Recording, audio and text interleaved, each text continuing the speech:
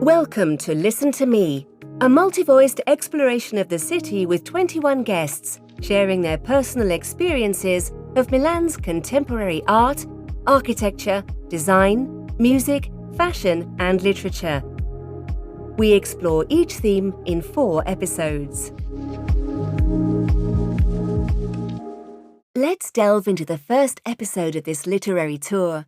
In a letter to his mother, American writer Ernest Hemingway described Milan as the most modern and vibrant city in Europe. I can see the top of the Duomo Cathedral from the hospital veranda. It's really beautiful. It looks as if there is a huge forest. The hospital he was referring to no longer exists.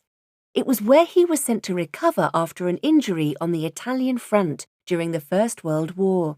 In that hospital from where he could see the Duomo, Hemingway fell madly in love with a nurse who inspired the novel A Farewell to Arms. But Hemingway was not the only writer fascinated by Milan.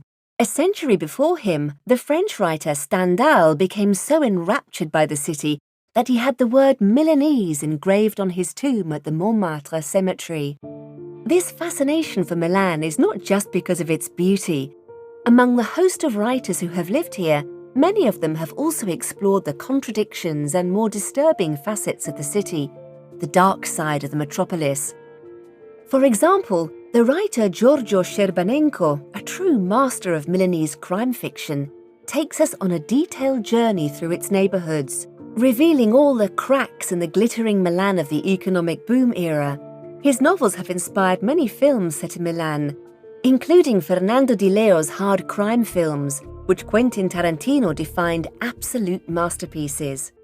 We asked Alberto Saibene, a professional in the publishing field and author of a number of books and films on Milan, why so many writers have chosen Milan as their city of choice, or why they have become so captivated by it.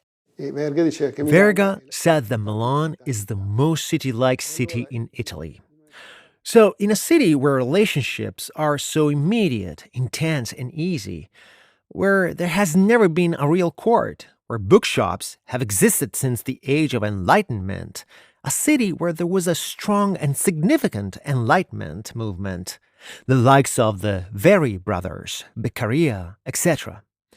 This is the humus that has led Milan to become the capital of publishing in the 1800s.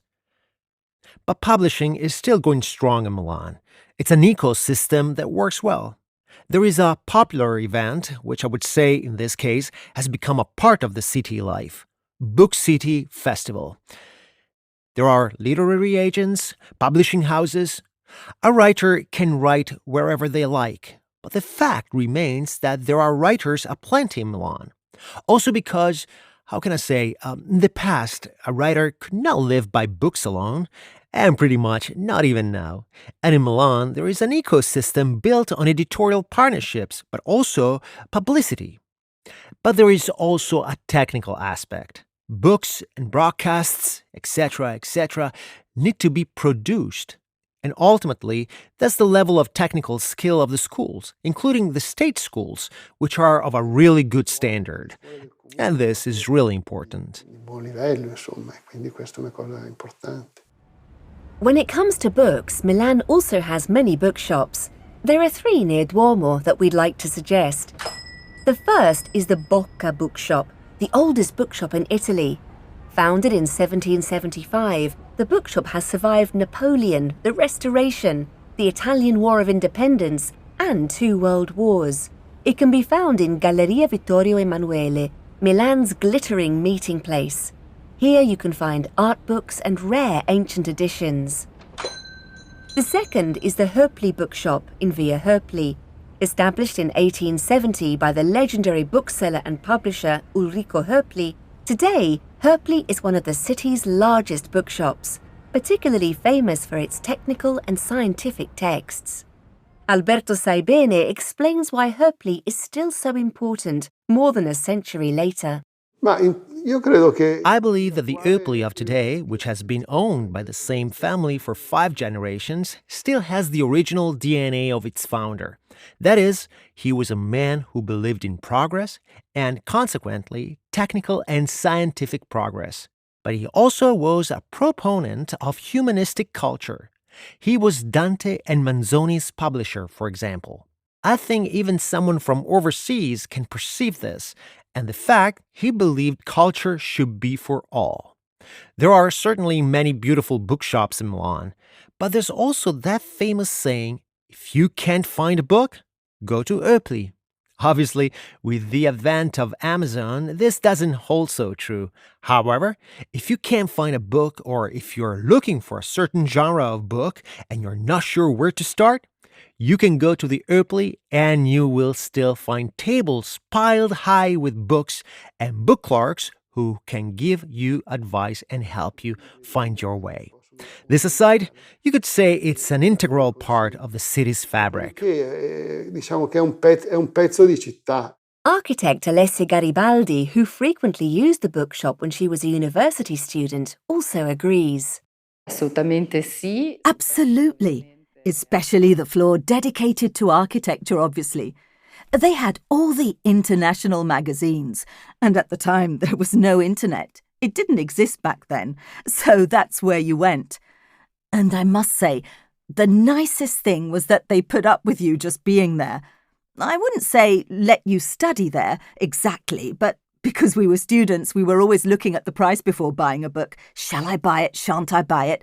So in some ways, there were a lot of people who were using Hoepli a bit like a library. People went there to look at things, to read. The books were also a really good way to get ideas for a project.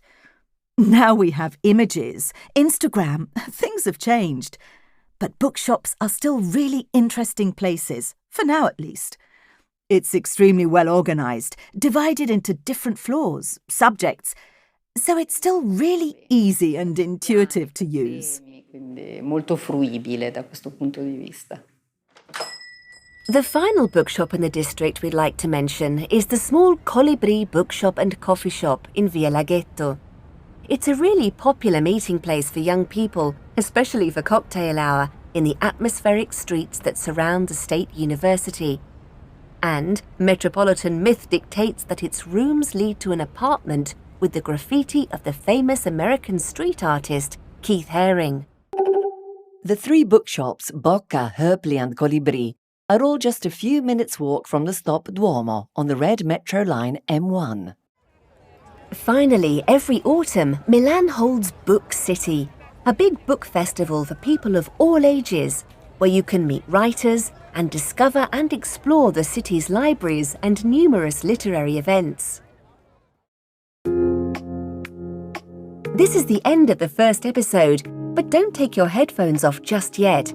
As promised, the next few episodes will take you to 3 important places in Milan's literary history, which will start at the Bagatti Valsecchi Museum.